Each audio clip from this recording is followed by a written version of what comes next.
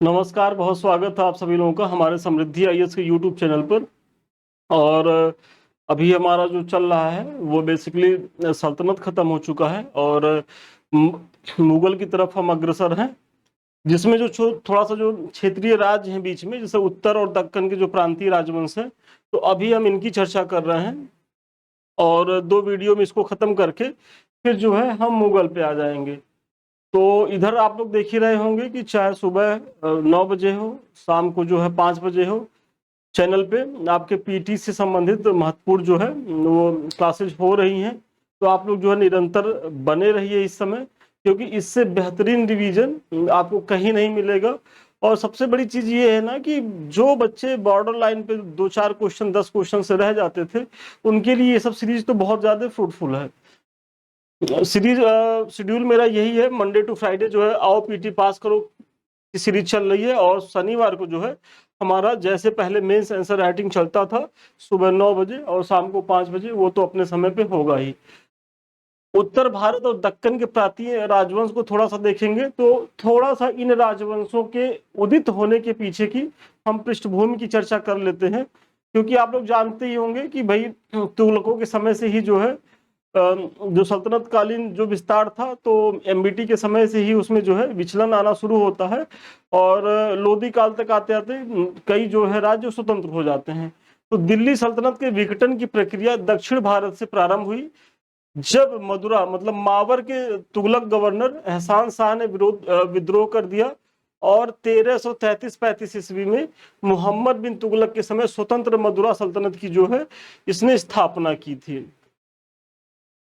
तो इस ये ध्यान रखना हो, इसी के ठीक बाद 1336 ईस्वी में, ये टाइम याद रखिएगा, हरिहर और बुक्का नामक 2 भाइयों ने जो है वो विजयनगर साम्राज्य की स्थापना की थी। विजयनगर साम्राज्य की स्थापना के 1 दशक उपरांत जो है गुजरात में अमीरान ए सादाह ने विद्रोह कर दिया और 1347 ईस्वी में हसन गंगू ने अलाउद्दीन बहमन शाह की उपाधि धारण करके स्वतंत्र बहमनी राज्य की स्थापना की। तो बहमनी राज्य का संस्थापक कौन था? तो अलाउद्दीन बहमन शाह, और उसका जो उपनाम था वो क्या था? हसन गंगू। और टाइम पीरियड क्या है? तो 1347 ईस्वी। आप लोग जो है विजयनगर बहमनी जो दक्कन के जो महत्वपूर्ण राज्यों के बारे में आप जो पढ़ेंगे, तो उसका जो उसमें से एक जो बहमनी राजवंश है, इसकी स्थापना अलाउद्दीन बहमन शाह ने की थी 1347 ईस्वी में। संपूर्ण सल्तनत काल में उड़ीसा तथा कश्मीर दिल्ली सल्तनत से स्वतंत्र रहा। तो जित सल्तनत काल का जो भी टाइम पीरियड है, मतलब 1526 तक, तो आप देखेंगे कि इसमें जो है उड़ीसा वाला जो क्षेत्र है और कश्मीर वाला जो क्षेत्र है वो कभी भी सल्तनत का पार्ट नहीं रहा है। अब आते हैं जो क्षेत्रीय राज्य में सबसे महत्वपूर्ण राज्य आता है बंगाल। तो बंगाल जो है दिल्ली सल्तनत का सुदूर पूर्वी प्रांत था। मतलब दिल्ली सल्तनत में जो शासक शासन करते थे, तो उनका सबसे पूर्वी जो प्रांत था वो जो है बंगाल तक था। मतलब अभी जो नॉर्थ ईस्ट की चीजें हैं वो नहीं दिखती है, मतलब कि मेघालय अरुणाचल तक विस्तार नहीं दिखता है, बंगाल तक की ही चर्चा मिलती है। सल्तनत कालीन उत्तर भारतीय प्रांतों में सबसे अधिक जो विद्रोह कहाँ हुए? तो बंगाल में ही हुए थे। गयासुद्दीन तुगलक ने बंगाल पर दिल्ली सल्तनत के नियंत्रण को बनाए रखने के लिए बंगाल को 3 प्रशासकीय संभागों में विभाजित किया था। वेरी इंपॉर्टेंट फैक्ट है कि जो तुगलक वंश का संस्थापक गयासुद्दीन तुगलक रहता है, तो वो जो करता क्या है कि बंगाल पर सल्तनत का आधिपत्य बनाए रखने के लिए इसे 3 पार्ट में डिवाइड करता है। एक भाग को बनाता है लखनऊती, मतलब जो उत्तरी बंगाल है, और दूसरा राजधानी बनाता सोनारगांव पूर्वी बंगाल पे, और सतगांव जो बनाता है दक्षिणी बंगाल पे। तो सल्तनत कालीन में कौन सा शासक था जिसने प्रशासनिक सुदृढ़ीकरण और राजनीतिक स्थिरता बनाए रखने के लिए बंगाल को 3 भागों में बांट करके शासन किया था? तो वो गयासुद्दीन तुगलक ने किया था। मोहम्मद बिन तुगलक के शासनकाल में बंगाल जो है दिल्ली सल्तनत से 1338 ईस्वी में अलग हो गया।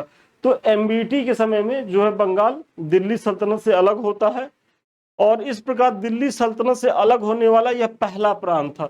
तो सबसे पहले दिल्ली सल्तनत से कौन सा प्रांत अलग हुआ था? तो वो हुआ था बंगाल। किसके समय में हुआ था? एमबीटी के समय में। कब हुआ था? 1338 ईस्वी में। अब इसके बाद आते हैं एक सिकंदर शाह, मतलब ये सब बंगाल के शासक होते हैं। तो इनका टाइम पीरियड होता है 1357 से 1389 के बीच।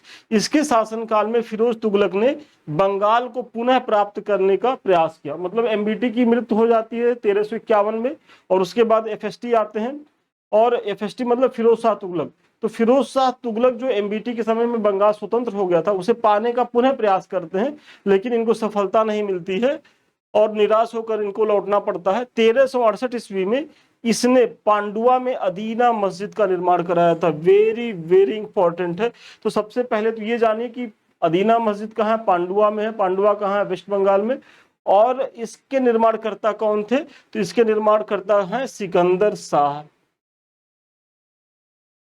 पूछा गया प्रश्न है, लेकिन अभी इसके निर्माणकर्ता पे नहीं आया है। मतलब अदीना मस्जिद के बारे में पूछा गया था, ये पांडुआ में है, लेकिन निर्माणकर्ता जो है सिकंदर शाह है। अब इसके बाद एक शासक होते हैं बंगाल में, शमसुद्दीन अहमद शाह। इसके शासनकाल में जौनपुर के इब्राहिम सरकी ने बंगाल पर आक्रमण किया था। तो जो शमसुद्दीन अहमद शाह होते हैं, तो इन्हीं के टाइम में जो है, जो जौनपुर का महत्वपूर्ण शासक, क्या सबसे प्रतापी शासक होता है, इब्राहिम सरकी ने जो है वहां आक्रमण किया था। हालांकि इब्राहिम सरकी को भी जो है सफलता नहीं मिली थी।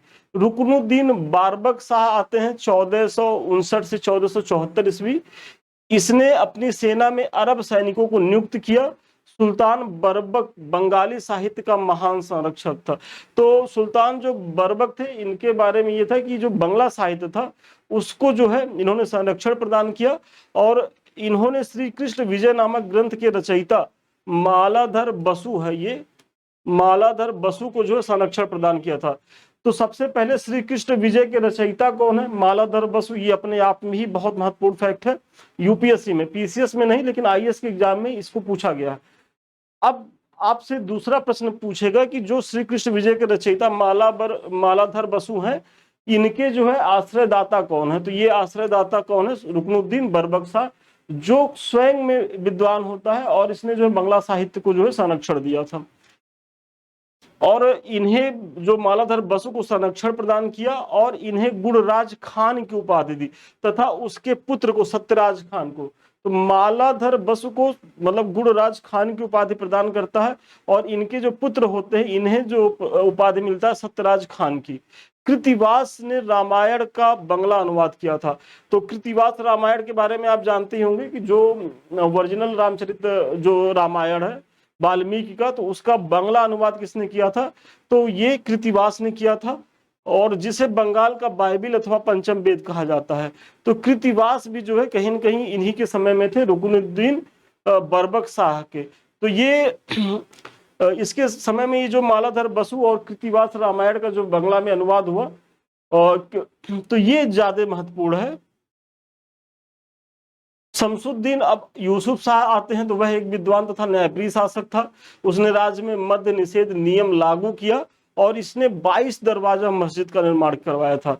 तो वेरी इंपॉर्टेंट है। और देखिए यही सब फैक्ट जो है स्टेट पीसीएस से पूछा जाता है, और जब पूछ लेता है तब लोग खोजते हैं कि अरे यार ये कहाँ, इसका उत्तर क्या होगा। और ऐसे ही तो आप याद रखिएगा कि जो 22 दरवाजा मस्जिद है, इसका निर्माण करता कौन है, शमसुद्दीन यूसुफ शाह। अब शमसुद्दीन यूसुफ शाह के बाद आते हैं अलाउद्दीन हुसैन शाह। इनका समय रहता है 1493 से 1519 ईस्वी में। ये सब बंगाल के शासक होते हैं, जो क्षेत्रीय राज बंगाल है, जो एमबीटी के समय में अपने आप को स्वतंत्र घोषित कर दिया था, तो उसी के शासक होते हैं। बंगाल के मुस्लिम शासकों में श्रेष्ठ और विख्यात अलाउद्दीन हुसैन शाह को माना जाता है। अलाउद्दीन हुसैन शाह ने हुसैनी वंश की नींव रखी थी, और हुसैन शाह एक ज्ञानी एवं बुद्धिमान पुरुष था। वह महान वैष्णव संत चैतन्य महाप्रभु का समकालीन था। वेरी इंपॉर्टेंट है कि चैतन्य महाप्रभु, आप लोग जानते होंगे कि बहुत महत्वपूर्ण संत रहे, वैष्णव संत रहे। बंगला भाषा उनका जो लिटरेचर का विषय रहा है, बंगला भाषा में उन्होंने रचनाएं की हैं, और वेस्ट बंगाल से संबंधित रहे हैं। तो ये किसके समय में रहे हैं, तो ये अलाउद्दीन हुसैन शाह के समय में रहे हैं। और हिंदुओं के प्रति विशेष उदारता के कारण इसे कृष्ण का अवतार, नृपति तिलक और जगत भूषण की उपाधियां मिली थी। तो अलाउद्दीन हुसैन शाह को चूंकि हिंदू धर्म में इसकी बड़ी आस्था थी। जैसे कृष्ण का अवतार कहा जाता था, नृपति तिलक कहा जाता था, और जगत भूषण की जो है उपाधियां इसे मिली थी। बंगाल में सत्यपीर नामक आंदोलन की शुरुआत अलाउद्दीन हुसैन शाह ने ही की थी, बहुत महत्वपूर्ण है। और ये जो सत्यपीर आंदोलन है ये बेसिकली सूफी आंदोलन है, और सूफी की जो धारा है, जो दार्शनिक प्रणाली है, तो वो आप देखेंगे हमारे भारतीय दर्शन परंपरा से बहुत ज्यादा जो है वो सिमिलर होता है। अब हालांकि कैसे क्या सिमिलर है इसकी चर्चा हम यहाँ नहीं कर रहे हैं, ये मुख्य परीक्षा का टॉपिक है, और जब हम मुख्य परीक्षा की क्लास लेते हैं, मेंस पढ़ाते हैं इतिहास में, तब इस चीज को हम बताते हैं वहां की कैसे मतलब जो सूफी धर्म है वो हमारे भारतीय दर्शन से कैसे प्रभावित है। हुसैन शाह के शासनकाल में छोटा सोना मस्जिद का भी निर्माण वली मोहम्मद ने करवाया था, तो इसका भी आप जानते रहेंगे। अब इसके बाद एक महत्वपूर्ण शासक आते हैं नुसरत शाह। समय क्या है 1519 से 32। बाबर के समय में बंगाल का शासक नुसरत शाह था, और बाबर ने उसे घाघरा के युद्ध में पराजित किया था। तो बाबर का जो घाघरा का युद्ध हुआ था, जो बंगाल शासक थे उसमें कौन थे, तो नुसरत शाह थे, और नुसरत शाह की पराजय भी हुई थी। सबसे पहले पुर्तगाली नुसरत शाह के ही शासनकाल में बंगाल प्रविष्ट हुए थे। तो अब यहां तक देखिए क्या है कि पुर्तगालियों का भी आगमन हो गया, मतलब यूरोपीय शक्तियों में जो एक महत्वपूर्ण शक्ति पुर्तगाली थे वो आए थे किसके समय में, नुसरत शाह के समय में। और नुसरत शाह के बाद एक महत्वपूर्ण शासक होते हैं गयासुद्दीन महमूद। इनका समय होता है 1533 से 38 तक। यह हुसैन शाही का अंतिम शासक था, और इसके शासनकाल में शेर शाह सूरी ने बंगाल पर आक्रमण कर पूरे बंगाल पर अधिकार कर लिया। तो बंगाल को जो है पुनः केंद्रीय सत्ता के अधीन लाने का काम किसके द्वारा किया गया था, तो शेर शाह सूरी के द्वारा। क्योंकि आप लोग जानते होंगे और जब आगे पढ़ेंगे भी कि जब बाबर सत्तासीन होता है तो उसके बाद उसकी डेथ जल्दी ही हो जाती है, फिर हुमायूं आते हैं, और हुमायूं को अपदस्थ कर जो है शेर शाह सूरी जो है उत्तर भारत में जो एक तरीके से अपना शासन स्थापित करता है, और बंगाल को अपने शासन में मिलाने का उसका सबसे बड़ी उपलब्धि बंगाल रहती है। तो आप इसको भी देखेंगे। देखिए अभियान तो हुमायूं के द्वारा भी किया गया, लेकिन हुमायूं जो है वो वहां प्रत्यक्ष नियंत्रण स्थापित नहीं कर पाते हैं, और जैसे ही लौट के आते हैं वहां विद्रोह हो जाता है। लेकिन शेर शाह सूरी ने जो है यहाँ प्रत्यक्ष नियंत्रण स्थापित किया था बंगाल पे। तो बंगाल खत्म हो गया, और अब आते हैं कश्मीर के बारे में चर्चा कर लें। तो 1286 ईस्वी में सिंहदेव ने कश्मीर में हिंदू राजवंश की स्थापना की थी। तो आप लोग जानते ही होंगे कि भाई सल्तनत काल जो है कश्मीर सल्तनत काल में सल्तनत का हिस्सा नहीं रहा है, तो यहाँ एक हिंदू शासक रहते हैं सिंहदेव, और इसके बाद उसका भाई कौन आता है, तो सुहादेव आते हैं। ये 1301 से 1320 ईस्वी तक शासन करते हैं, और सुहादेव के शासनकाल में 1320 ईस्वी में दलूचा के नेतृत्व में मंगोलों का जो है आक्रमण हुआ था। तो कश्मीर पर मंगोलों का आक्रमण जो दलूचा के नेतृत्व में हुआ था वो 1320 में हुआ था, और उस समय कश्मीर के शासक कौन थे, तो सुहादेव थे। अब सुहादेव के बाद एक महत्वपूर्ण शासक आते हैं शाहमीर। 1339 से 1356 इनका समय होता है, और शाह मिर्जा मतलब शाहमीर अथवा शाह मिर्जा ने कश्मीर के सिंहासन पर अधिकार कर लिया, और वहां मुस्लिम वंश की स्थापना की। तो शाहमीर ने क्या किया कि यहाँ जो है मुस्लिम सत्ता की स्थापना की, मतलब इस सल्तनत से अलग इनका अपना चलता है पैरेलल उसके, लेकिन मुस्लिम राजवंश की स्थापना होती है, और वह कश्मीर का प्रथम मुस्लिम शासक था। तो कश्मीर का प्रथम मुस्लिम शासक कौन था, तो शाहमीर था। एकदम याद कर लीजिए, कभी भी जो है आपके पीटी में पूछा जा सकता है। फिर शाहमीर के बाद आते हैं शहाबुद्दीन, और इनका समय रहता है 1356 से 1374 ईस्वी। इसे शाहमीर वंश का वास्तविक संस्थापक माना जाता है। उसने संपूर्ण कश्मीर पर अपने प्रभुत्व की स्थापना की और शासन का पुनर्गठन किया। तो जो कश्मीर में शाहमीर ने सत्ता स्थापित की थी उसे अपने चरमोत्कर्ष पर पहुंचाने का काम कौन किया गया था, उसके सक्सेसर शिहाबुद्दीन के द्वारा। इसका भी आप ध्यान रखेंगे। फिर आते हैं सिकंदर। सिकंदर का समय कब रहता है, तो 1389 से 1413 ईस्वी तक। इस वंश का अगला महत्वपूर्ण शासक सिकंदर था, और उसी के शासनकाल में तैमूर ने भारत पर आक्रमण किया था। तो जो तैमूर ने भारत पर आक्रमण किया था वो कब किया था, तो 1398 ईस्वी में किया था, मैंने पीछे बताया है। और उस समय कश्मीर का शासक कौन रहता है, तो सिकंदर रहता है। सिकंदर एक धर्मांध शासक था। उसने सूहा भट्ट नामक इनका नाम याद रखिएगा। सुवाभट्ट नामक एक ब्राह्मण को जो है अपना प्रधान सेनापति एवं मुख्य परामर्शदाता नियुक्त किया। बाद में सुवाभट्ट ने इस्लाम धर्म को अंगीकार कर लिया। तो जो सिकंदर होता है ये धर्मांध होता है, कट्टर होता है, और एक ब्राह्मण को जो है मंत्री बनाता है और जिनका नाम सुवाभट्ट रहता है, और ये जो है इस्लाम धर्म को अपना लेते हैं। और इसके अत्याचारों का उल्लेख करते हुए फरिश्ता ने लिखा है कि सुवाभट्ट के सुझाव पर, तो मतलब ये जो मंत्री थे इनका काफी प्रभाव था किसके ऊपर, जो कश्मीर का वर्तमान शासक सिकंदर था। तो इसी सुवाभट्ट के सुझाव पर सिकंदर करता क्या है कि सुल्तान ने आज्ञा जारी की कि सभी ब्राह्मण या विद्वान तथा विद्वान हिंदू मुसलमान जो सभी ब्राह्मण तथा जो विद्वान हिंदू हैं वो सभी मुसलमान बन जाए, और जो इस्लाम धर्म स्वीकार न करे वो घाटी से निकल जाए। मतलब वो क्या करता है, जितने भी ब्राह्मण हैं या जो विद्वान हिंदू हैं वो मुस्लिम धर्म को स्वीकार करें, मुसलमान बन जाए, और अगर वो नहीं बनते हैं तो वो घाटी को मतलब कश्मीर को छोड़ दे। तो ये स्टेटमेंट है सिकंदर के लिए। इसने अपने शासनकाल में हिंदुओं पर बहुत ज्यादा अत्याचार किया था। इसने हिंदुओं पर जजिया कर लगाया। हिंदू मंदिरों एवं मूर्तियों को तोड़ने के कारण इसे बुत सिकन भी कहा जाता है। तो मतलब ये वही है कि मतलब कितना धर्मांध था सिकंदर, कि इसे बुत सिकन भी कहा जाता था, इसने जजिया लगाया था। और आगे बढ़ने से पहले ये कुछ हमारे जो बैचेज चल रहे हैं मुख्य परीक्षा को लेकर के, एक तो हमारा आरओ का बैच है, दूसरा हमारा पीसीएस मुख्य परीक्षा को लेकर के।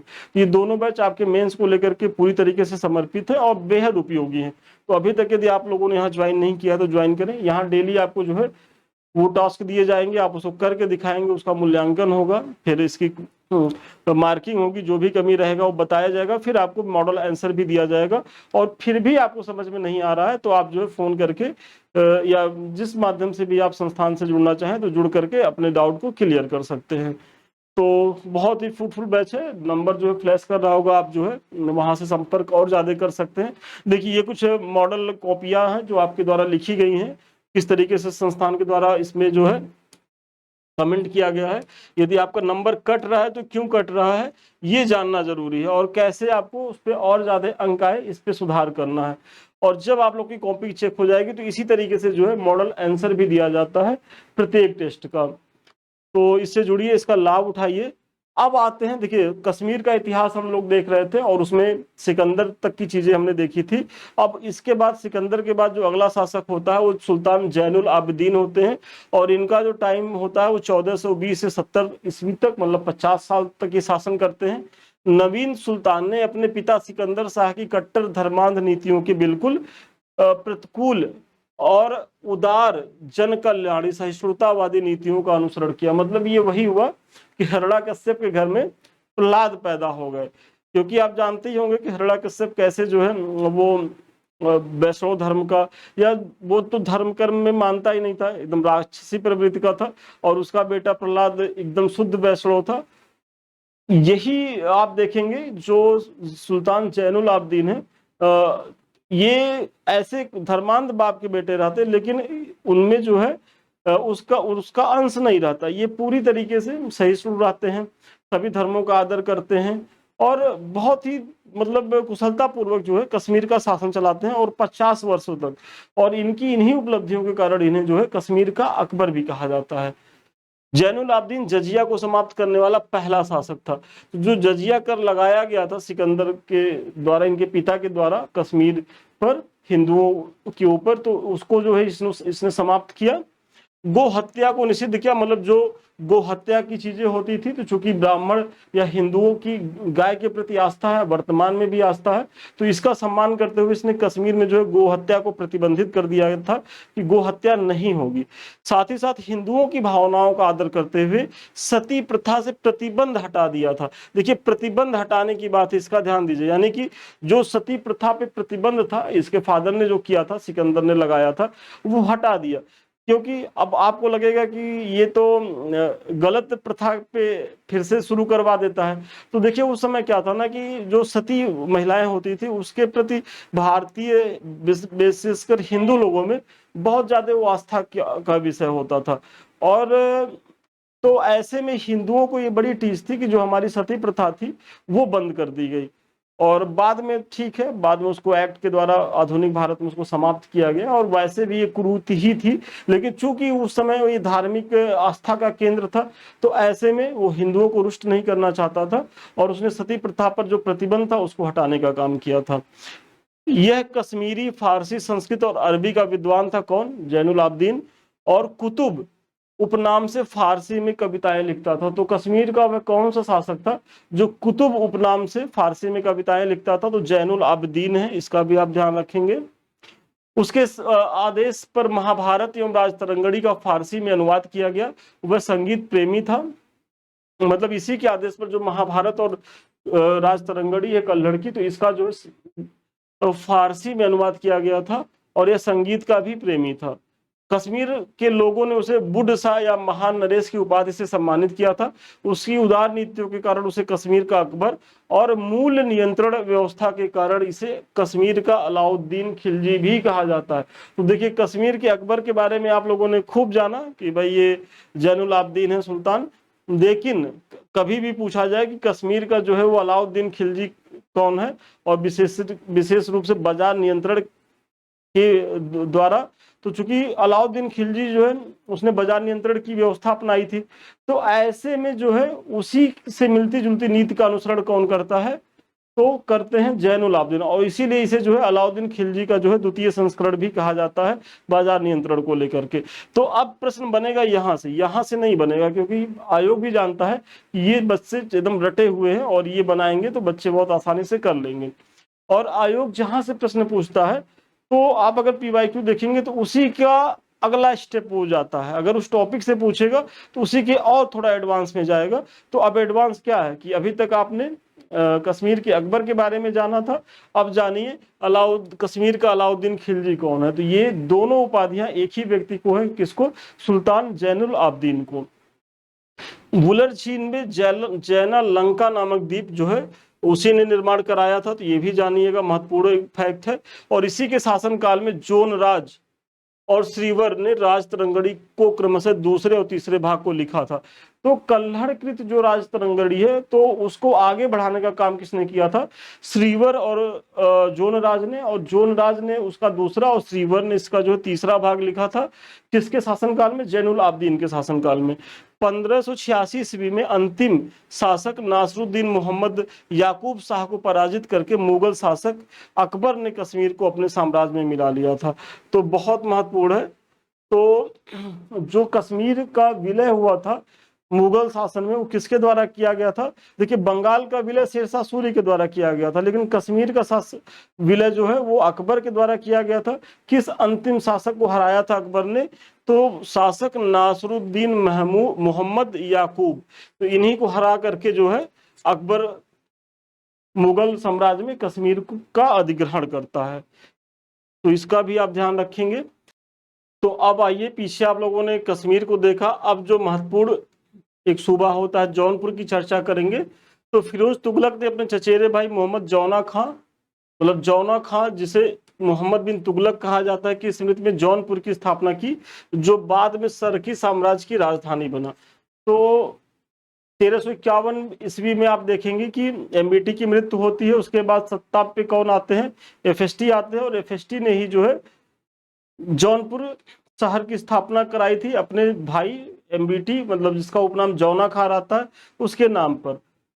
लेकिन यहाँ क्या है कि थोड़े ही समय बाद सरकी राजवंश की स्थापना हो जाती है।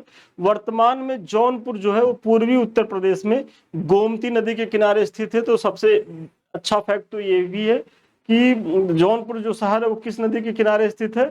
तो ये पहली बात तो पूर्वी उत्तर प्रदेश में है। प्रयागराज से जब आगे जाएंगे तो जौनपुर पड़ेगा, और ये गोमती नदी के किनारे स्थित है।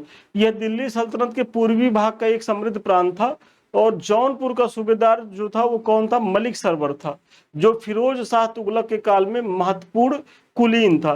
तो जो जौनपुर का सूबेदार मलिक सरवर था, वो एफएसटी के समय में एक महत्वपूर्ण पदाधिकारी था, कुलीन था। और ये मतलब जौनपुर जो है उस समय तक देखा जाए तो कहीं ना कहीं वो सल्तनत से ही जो है अभी जुड़ा हुआ था। और भले ही वहाँ जो मलिक सरवर है वो एक तरीके से स्वतंत्र व्यवहार कर रहा था, लेकिन एफएसटी जो है उसको फिर भी कुछ हद तक रेगुलेट करने का प्रयास किया था। तैमूर के आक्रमण से दिल्ली में फैली अस्थिरता का लाभ उठाकर फिरोज तुगलक के एक हिजड़े, मतलब वही जो ख्वाजा मलिक जहां सरवर, वही जो है ये सरवर है, ये बेसिकली एक हिजड़े मतलब हिजड़ा रहते हैं। और जो एफएसटी के समय में ये बहुत महत्वपूर्ण स्थिति में आ जाते हैं जौनपुर में। तो जब तैमूर का आक्रमण होता है दिल्ली सल्तनत में, तो ऐसी स्थिति में जो केंद्रीय सत्ता है वो डगमगाती है। और जब भी केंद्रीय सत्ता डगमगाती है तो जो क्षेत्रीय राज्य होते हैं तो वहां के शासक को एक अवसर मिल जाता है अपनी महत्वाकांक्षा को प्रदर्शित करने का। और ऐसे में जो हिजड़ा एफएसटी के समय में एक तरीके से उनके दास की तरह काम कर रहा था, यहाँ तक आते आते वो क्या करता है, एक स्वतंत्रता घोषित कर देता है दिल्ली सल्तनत से जौनपुर की। तो यही कहा जा रहा है कि तैमूर के आक्रमण के समय दिल्ली में फैली अस्थिरता का लाभ उठाकर फिरोज तुगलक के एक हिजड़े मतलब ख्वाजा जहां या मलिक सरवर ने जौनपुर में एक स्वतंत्र सरकी राज्य की स्थापना की।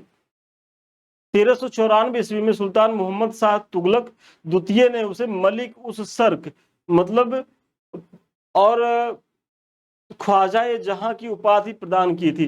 तो ये जो मलिक उस सर्क और ख्वाजा जहां की उपाधि मलिक सरवर को किसने दी थी, तो 1394 ईस्वी में तुगलक शासक ने ही दी थी। और यहां तक आप देखेंगे ये तुगलकों के अधीन रहता है, लेकिन 1398 में होता क्या है, तैमूर का आक्रमण हो जाता है और ऐसी स्थिति में इनकी स्थिति डमाडोल होती है और फिर जो है यही जो मलिक सरवर है ये स्वतंत्र शासक की तरह व्यवहार करने लगता है। मलिक सरवर के बाद आते हैं इब्राहिम शाह सरकी, 1401 से 1440 तक इनका समय रहता है। यह सुसंस्कृत कला और साहित्य का प्रेमी था। इसके काल में जौनपुर जो है मुस्लिम विद्या का एक महत्वपूर्ण केंद्र बन गया और इसी केंद्र की वजह से इसे क्या कहा गया कि पूर्व का सिराज कहा गया। यह सरकी वंश का महान शासक था इब्राहिम शाह सरकी। सरकी शैली का जन्म इब्राहिम शाह के समय में ही हुआ। इसके समय में यहाँ हुई सांस्कृतिक उन्नति के कारण जौनपुर को भारत का या पूर्व का सिराज की उपाधि प्रदान की गई थी। और उसने स्वयं को मतलब किसने, इब्राहिम सरकी ने सिराज हिंद की उपाधि धारण की। तो सिराज हिंद की उपाधि किसकी थी, इब्राहिम सरकी की। और पूर्व का सिराज कौन था, तो जौनपुर था। प्रसिद्ध अटाला मस्जिद 1408 ईस्वी में इब्राहिम सरकी के काल में पूरी हुई। इसके अतिरिक्त झांझरी मस्जिद का निर्माण भी इसी के शासनकाल में संपन्न हुआ था। वेरी इंपॉर्टेंट है। तो जौनपुर स्थापत्य से संबंधित दो महत्वपूर्ण कलाकृतियां हैं, एक तो अटाला मस्जिद जो है और दूसरा झांझरी मस्जिद। तो ये दोनों किसके समय में बना था, तो ये जो है इब्राहिम शाह सरकी से संबंधित रहे हैं। और इब्राहिम सरकी के बाद जो अगले शासक होते हैं हुसैन शाह सरकी, इनका टाइम पीरियड होता है 1458 से 1505 ईस्वी। इसके शासनकाल में लोधी शासक बहलोल लोधी ने जौनपुर पर आक्रमण किया और हुसैन शाह को भागना पड़ा। मतलब बहलोल लोधी ने जो है, चूंकि तुगलक के समय में ये काफी प्रभावी होते हैं, लेकिन लोधी जो है उनका एक था कि भाई किसी भी तरीके से जौनपुर को पुनः जो है सल्तनत में लाना है। तो ऐसे में बहलोल लोधी ने प्रयास किया और जौनपुर पर आक्रमण भी करता। और हुसैन शाह सरकी जो वर्तमान में जौनपुर के शासक थे उस समय तत्काल में, तो वो अपनी राजधानी छोड़ के भाग भी जाते हैं। लेकिन बहलोल लोधी ने अभी प्रत्यक्ष नियंत्रण में जो है पुनः नहीं लिया है। प्रत्यक्ष नियंत्रण का काम कौन करता है, सिकंदर लोधी ने जौनपुर को अपने साम्राज्य में शामिल किया। मतलब बहलोल लोधी के बाद जो शासक होते सिकंदर लोधी, तो उन्होंने जो है जौनपुर को पुनः जो है सल्तनत में लाने का प्रयास किया और लाने में सफल भी रहे। हुसैन शाह सरकी जो है सरकी वंश का अंतिम शासक था। तो ये भी पूछा गया है कि सरकी वंश का अंतिम शासक कौन था, तो हुसैन शाह सरकी था। इन्हीं को पराजित करके जो है सिकंदर लोधी ने पुनः जो है जौनपुर को दिल्ली सल्तनत में मिलाया। अब आते हैं थोड़ा सा मालवा को देखते हैं। तो मालवा आर्थिक और सांस्कृतिक दोनों दृष्टि से एक संपन्न राज्य था। मालवा का राज्य नर्मदा और ताप्ती नदियों के बीच पठार पर स्थित होने के कारण इसका सामरिक महत्व बहुत ही ज्यादा था। तो चूंकि जो मालवा था वो एक तरीके से दक्कन जाने का मार्ग भी था और इसकी जो स्थिति थी वो चूंकि पठारी भूभाग था, तो आर्थिक और सामरिक दृष्टि से भी ये जो है उपयोगी था। 1305 ईस्वी में इस राज्य पर अलाउद्दीन खिलजी ने जो है वो अधिकार कर लिया था। तो मालवा पे जो सबसे पहला अधिकार किसके द्वारा किया गया था 1305 ईस्वी में, अलाउद्दीन खिलजी के द्वारा। मालवा की स्वतंत्रता सल्तनत की स्थापना, मालवा की स्वतंत्र सल्तनत की स्थापना हुसैन खां गोरी ने की थी। कब की थी? 1401 ईस्वी में। तो जो सल्तनत से जो स्वतंत्रता स्थापित की थी मालवा की, हुसैन खां गोरी ने की थी 1401 में, जिसे फिरोज तुगलक ने अमीर के रूप में दिलावर खां की उपाधि प्रदान की थी। और इसके बाद एक शासक होते हैं अल्प खां, 1406 ईस्वी में दिलावर खां का महत्वाकांक्षी पुत्र अल्प खां हुसंग शाह का विरुद्ध धारण करके, ये शाह होगा, साहू नहीं होगा, विरुद्ध धारण करके मालवा की गद्दी पर बैठा। तो इसका भी आपको ध्यान रखना होगा। और हुसंग शाह महान विद्वान और रहस्यवादी सूफी संत शेख बुहरानुद्दीन का शिष्य था। तो हुसंग शाह किसका शिष्य था? शेख बुहरानुद्दीन का शिष्य था। और 1435 ईस्वी में अपनी मृत्यु से पूर्व उसने नर्मदा के किनारे होशंगाबाद नगर की स्थापना की थी। तो इनकी एक भूमिका ये भी है। अब फिर अगला है महमूद खिलजी प्रथम आता है। इसके बाद 1436 से 1469 ईस्वी तक ये शासन करते हैं। इसने अपना अधिकांश जीवन विभिन्न राजाओं से युद्ध करने में बिताया। ऐसा कोई वर्ष नहीं होता था जिस समय ये युद्ध न कर रहा हो। तो इसे ये बड़ा युद्ध प्रिय शासक था महमूद खिलजी जो प्रथम था। और मेवाड़ के साथ राणा कुंभा से हुई युद्धों में दोनों शासकों ने अपने अपने विजयों को दर्शाया है। मतलब एक मेवाड़ के शासक राणा कुंभा होते हैं, वो भी बड़े प्रतापी शासक होते हैं। तो वो इस पे आक्रमण करते हैं महमूद खिलजी पर।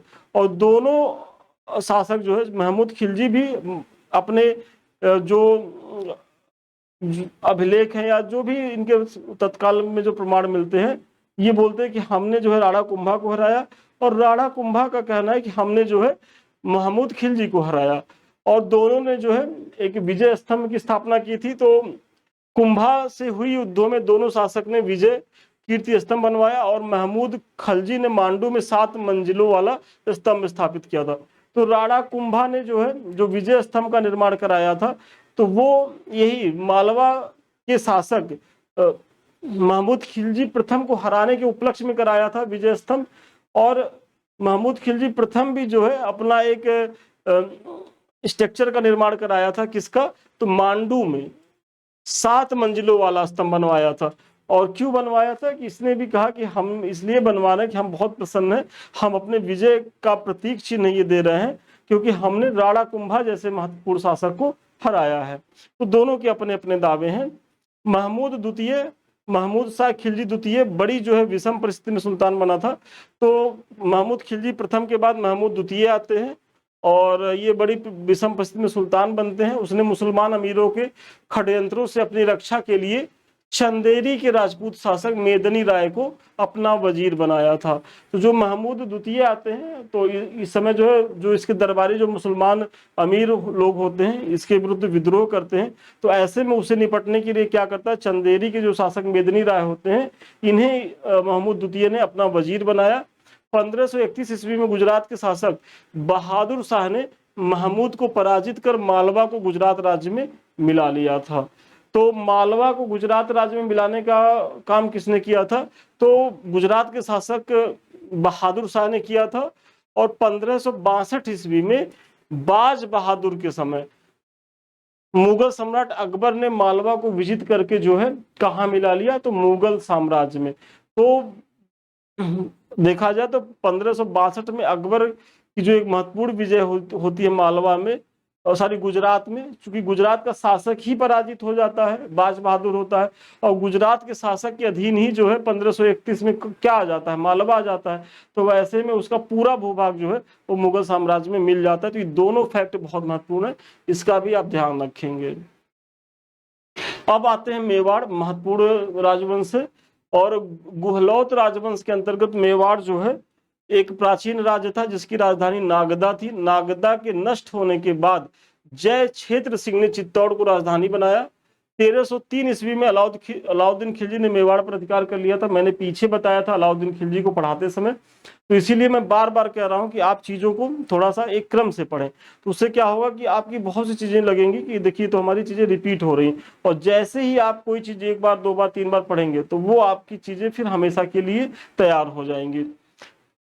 वहां के जो राणा रतन सिंह थे उन्होंने आत्मसमर्पण कर दिया, और अलाउद्दीन ने चित्तौड़ का नाम क्या रखा था, तो खिजराबाद रखा था। खिलजी वंश के पतनोपरांत राजनैतिक व्यवस्था का लाभ उठाकर सिसोदिया वंशी हमीर देव ने चित्तौड़ पर अधिकार कर लिया और सिसोदिया वंश की नींव रखी। तो आप लोग जानते होंगे कि अलाउद्दीन खिलजी के समय में जो राणा रतन सिंह है वो पराजित क्या, वो आत्मसमर्पण कर देते हैं, और ऐसी स्थिति में जो है वहां खिलजी सत्ता स्थापित होती है, और उसने जो है उसका नाम खिजराबाद रखता है अपने पुत्र के नाम पर। लेकिन जब खिलजियों की सत्ता का पतन होता है तो ऐसे में उसका लाभ उठा करके एक महत्वपूर्ण शासक होते हैं, कौन, हमीर देव होते हैं, और ये सिसोदिया वंशी होते हैं। तो सिसोदिया वंशी शासक हमीर देव जो है वो एक तरीके से चित्तौड़ पर अधिकार कर लेते हैं, और चित्तौड़ पर जो फिर स्थापना होती सिसोदिया वंश की, जिसमें आगे चल करके महाराणा प्रताप जैसे यशस्वी शासक जो है निकल करके आते हैं। हमीर देव का दीर्घ शासनकाल मेवाड़ के इतिहास में एक नवीन युग का सूत्रपात था। मतलब 1818 से 64 तक की शासन करते हैं। 1818 ईस्वी में उसने पुनः मेवाड़ राज्य की स्थापना की थी हमीर देव ने, और यद्यपि वह अलाउद्दीन के समय में चित्तौड़ को जीत नहीं सके थे, परंतु मोहम्मद बिन तुगलक के समय में स्वतंत्र रूप से चित्तौड़ पर अधिकार कर लिया। तो ये अलाउद्दीन खिलजी के समय में भी चित्तौड़ को जीतने का प्रयास करते हैं, लेकिन हमीर देव जो है सफल नहीं होते। एमबीटी के समय में जाकर के सफल होते हैं, और चित्तौड़ पर जो है सिसोदिया वंश की स्थापना करते हैं। अब इसके बाद इसी में आते हैं राणा कुंभा, जो जिसके बारे में भी मैंने पीछे चर्चा करी, जो मालवा के शासक से जिनकी युद्ध होती है महमूद खलजी से, और 1433 से 1468 की भी शासन करते हैं। 1433 ईस्वी में मोकल का पुत्र कुंभा, मतलब राणा कुंभा के जो फादर होते हैं मोकल होते हैं, और इन्हीं के पुत्र ये रहते हैं, अधिकारी बनते हैं मोकल के बाद, और अपने आंतरिक प्रतिद्वंदियों पर सावधानी से विजय प्राप्त करके अपनी सुदृढ़ करने के पश्चात कुंभा ने, मतलब अपनी स्थिति सुदृढ़ करने के पश्चात कुंभा ने राजस्थान के छोटे छोटे राज्यों जैसे बूंदी, कोटा, डूंगरपुर, सारंगपुर, नागौर आदि के राजपूत शासकों को मेवाड़ की अधीनता स्वीकार करने के लिए बाध्य किया। तो सबसे पहले तो ये अपने जो आसपास के जो क्षेत्रीय शासक थे उनको अपने में मिलाते हैं, और राणा कुंभा की सर्वाधिक गौरवपूर्ण जो विजय थी वो मालवा के विरुद्ध थी, जो वहां के शासक महमूद खलजी होते हैं, या जिसका मालवा के महमूद। और इसने किया क्या था भाई, ये राणा कुंभा युद्ध क्यों करते हैं मालवा के शासक महमूद खिलजी के ऊपर, तो इनका आरोप था कि ये जो हमारी जो राज्य है, तो हमारे जो विद्रोही हैं उनको कौन प्रश्रय दे रहा था, तो जो मालवा का शासक रहता है महमूद खिलजी। तो ऐसी स्थिति में युद्ध अपरिहार्य होता है, युद्ध करते हैं, और उसके बाद मैंने पीछे बताया है कि दोनों लोग जो है अपने अपने विजयों का उल्लेख करते हैं। ये अपने विजय के उपरांत जो है कीर्ति स्तंभ का निर्माण करते हैं, तो वो भी जो है 7 मंजिले भवन का निर्माण करता है। इस विजय की स्मृति में कुंभा ने चित्तौड़ में कीर्ति स्तंभ का जो है वो निर्माण कराया था, तो इसका भी आप ध्यान रखेंगे। राणा कुंभा की शांतिपूर्ण उपलब्धियां भी कम महत्वपूर्ण नहीं थी। विज्ञान की विभिन्न विधाओं जैसे गणित, तर्कशास्त्र, धर्मशास्त्र, साहित्य, संगीत में प्रवीण था, और उसने जयदेव के गीत गोविंद पर रसिक प्रिया नामक टीका लिखी थी। तो बहुत महत्वपूर्ण है, जयदेव के गीत गोविंद पर रसिक प्रिया नामक टीका किसने लिखी थी, राणा कुंभा ने लिखी थी। वह एक लिंग महात्म के अंतिम अध्याय के भी रचयिता थे, कौन, राणा कुंभा, और वह एक महान संगीतकार और कुशल वीणा वादक थे। उसने संगीत शास्त्र पर संगीत राज, संगीत मीमांसा, संगीत रत्नाकर, सुप्रबंध आदि ग्रंथ लिखे, जो संगीत के क्षेत्र में उसकी प्रवीणता को दिखाते हैं, किसके, राणा कुंभा के। मतलब ये अगर देखा जाए तो जो हमारे पूर्व में समुद्रगुप्त की जो चीजें रहती हैं कि भाई वो अपने समय का सबसे बड़ा विजेता, और इतना बड़ा विजेता था कि उसे भारत का नेपोलियन कहा जाता है, और साथ ही साथ बीड़ा वादन में भी, मतलब संगीत में भी उसकी रुचि दिखती है। तो यही चीजें आपको यहाँ फिर आगे चल करके राणा कुंभा में भी दिखती है कि विजेता, साम्राज्य निर्माता के साथ साथ जो है ये फिर संगीत के लिए भी एकदम प्रतिबद्ध नजर आते हैं। राणा सांगा एक महत्वपूर्ण शासक होते हैं, समय इनका 1508 से 28 के बीच होता है। यह रायमल का पुत्र था, और उसका जो है वास्तविक नाम संग्राम सिंह था। किसका? तो राणा सांगा का। उसके शासनकाल में मेवाड़ का गौरव अपने चरमोत्कर्ष पर पहुंच गया था। वह एक यशस्वी योद्धा, कुशल सेनानी और महान राजनीतिज्ञ था। कौन? राणा सांगा। उसने गुजरात के शासक मुजफ्फर शाह द्वितीय तथा मालवा के शासक महमूद द्वितीय को पराजित किया था। तो ये गुजरात के शासक और मालवा के शासक को पराजित करते हैं। और 1517-18 में घटोली के युद्ध में उसने दिल्ली के शासक इब्राहिम लोदी को भी जो है वो पराजित किया था। और इसी महाराणा सांगा को लेकर के अभी पीछे बहुत ज्यादा विवाद हुआ था। तो कुछ इतिहासकारों का मानना है कि जो बाबर को भारत पर आमंत्रित किया था, तो इसमें एक ये भी रहते हैं। हालांकि वो सब चीजें विवादित है और वो सब मेंस में जब हम पढ़ाते हैं तो वहाँ चर्चा करते हैं। ये पीटी की क्लास है और समय कम है, तो अब उस चीज पे नहीं जाएंगे। लेकिन ये जानिए कि मतलब ये इब्राहिम लोदी को भी हराते हैं, लेकिन बाद में जो है बाबर से इनका युद्ध होता है और उसी में ये मतलब बाबर से पराजित होते हैं। और उसके बाद इनके एक विश्वास पात्र ने इन्हें जो है जहर दे के मार दिया था। तो ये है कि 17 मार्च 1557 ईस्वी में मुगल बादशाह बाबर द्वारा खानवा के युद्ध में, तो ये युद्ध याद रखिएगा कि खानवा के युद्ध में महाराणा सांगा जो है पराजित होते हैं बाबर से। और 1528 ईस्वी में एक षड्यंत्रकारी ने जहर देकर इनकी हत्या कर दी, कि किसकी? राणा सांगा की। तो इस प्रकार राणा सांगा की डेथ हो जाती है। तो चलिए, अभी तक जो है हम लोग जो क्षेत्रीय राज्य को देख रहे हैं सल्तनत के बाद, तो इसमें जो हमने चर्चा करी है वो मेवाड़ तक हो गया है। अब हम लोग जो महत्वपूर्ण है विजयनगर के बारे में देखेंगे, और एक वीडियो के बाद हम आ जाएंगे किस पे? तो फिर मुगल काल पे आ जाएंगे। तो देखिए एक क्रम से चीजें चल रही हैं, आप लोग भी बने रहिए निरंतर, तो इसका लाभ मिलेगा। इसके बारे में मैंने चर्चा करी दी है, आप लोग यहाँ से जुड़े, इसका लाभ उठाएं। ये हमारे कुछ लिंक्स हैं, तो अभी तक यदि आप लोगों ने ज्वाइन नहीं किया तो ज्वाइन करें। साथ ही साथ अगर आपको हमसे बात करनी है या हमारे किसी बैच से आप जुड़ना चाहते हैं तो 7303307507 पे आप संपर्क कर सकते हो। तो चलिए आज के लिए इतना ही, पुनः मिलते हैं नए वीडियो में नए क्लास के साथ। तब तक के लिए धन्यवाद, शुभकामनाएं।